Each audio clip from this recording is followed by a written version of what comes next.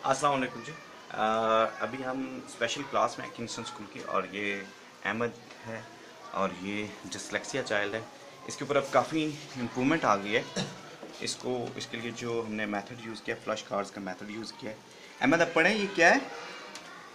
ये क्या है? My हाँ, name is Ahmed. Very good. और अभी आपने लिखना भी है, चलें लिखना स्टार्ट करें। चलो इसको तोड़ो।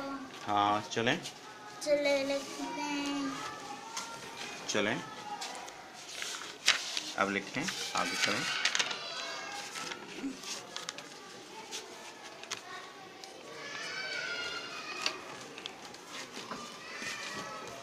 Very good. ये क्या लिखा हुआ है? M yes.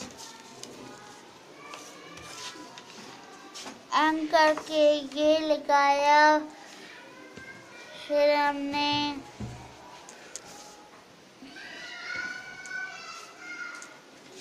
Very good. Y लगाया। My name शुरू में अहमद के लिए जो सबसे बड़ा प्रॉब्लम आ रहा था कि इसे लफ्ज़ों की पहचान नहीं थी, और जिस वजह से इसको प्रॉब्लम आ रहे थे। लेकिन अभी इसने अहमद ने बहुत अच्छा रिज़ल्ट देना शुरू किया है।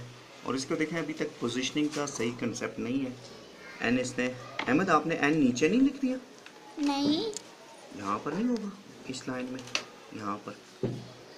ये देखें, इसको देखें।